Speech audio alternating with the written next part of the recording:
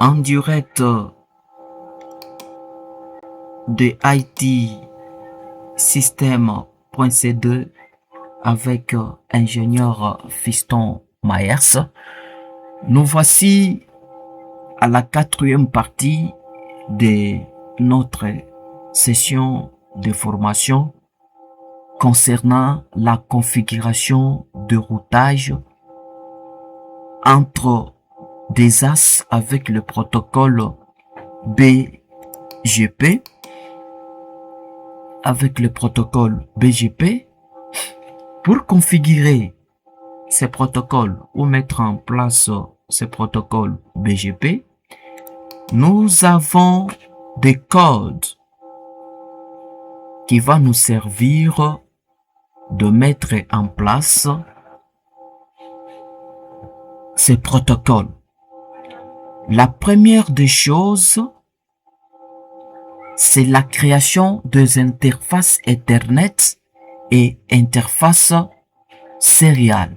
C'est-à-dire, à ce niveau, c'est une interface Fast Ethernet et de l'autre côté, ce sont des interfaces série.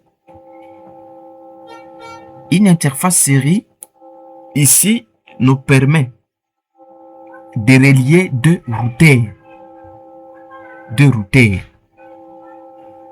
C'est ça la première étape concernant notre formation. Les codes sont là. Enable config terminal hostname, c'est une commande qui nous permet de changer le nom du routeur. Interface gigabit 0/0, c'est ça la première interface qui sera affectée à ce niveau. Ici, c'est gigabit Ethernet 0/0 ou gigabit Ethernet 0/0. Et de ce côté, nous allons créer deux interfaces série. Serial 00 ou Serial 00. Sans plus tarder, nous allons copier ces codes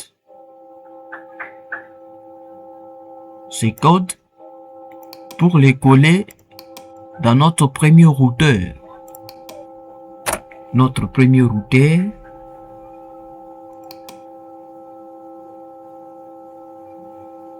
Très bien, ça marche. Nous avons le nom par défaut d'un routeur, c'est routeur. Après avoir la configuration, nous lui avons donné le nom de R1. Nous avons créé l'interface int G 0/0. Comme la première interface c'est gigabit. Deuxième interface c'est l'interface série 0/0. Troisième interface c'est toujours interface série 0/0. Ça c'est au niveau des routeurs 1.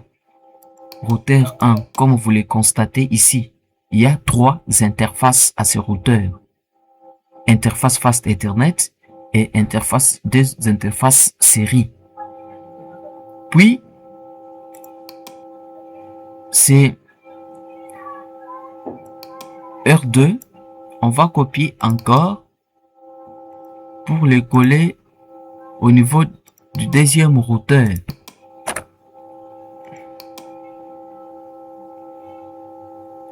Très bien, ça marche.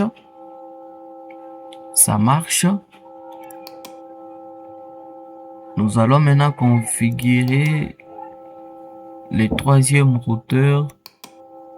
On prend le code. On copie là-bas. Routeur 3. R3. Très bien. Après avoir créé les interfaces Fast Ethernet et les interfaces série, nous allons vérifier si les interfaces sont créées. D'où show IP interface.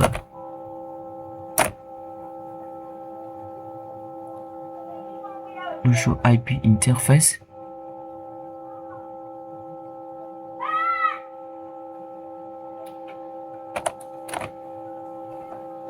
Do show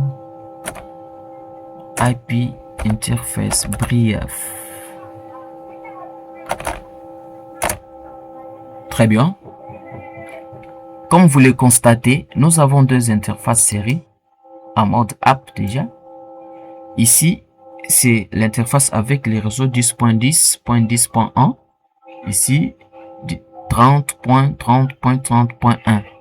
Et l'interface Gigabit Ethernet qui est sur les réseaux 192.168.10.1. Ça marche. Nous allons utiliser cette même commande sur les autres routeurs.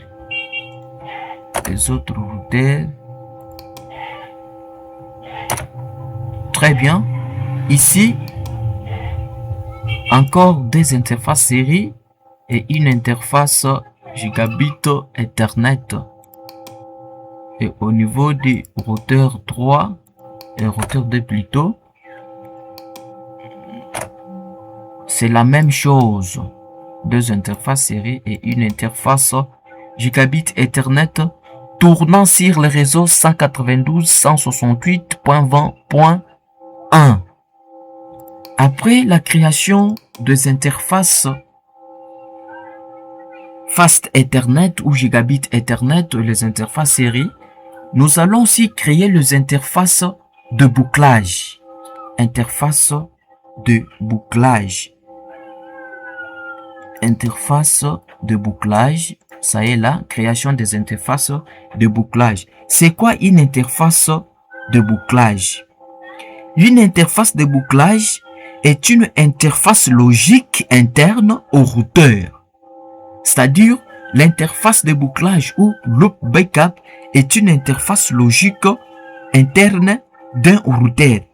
Elle n'est pas affectée à un port physique et ne peut donc jamais être connectée à un autre périphérique. Elle est considérée comme une interface logicielle qui est automatiquement placée en état app. App, c'est qui veut dire activer ou charger, tant que le routeur fonctionne.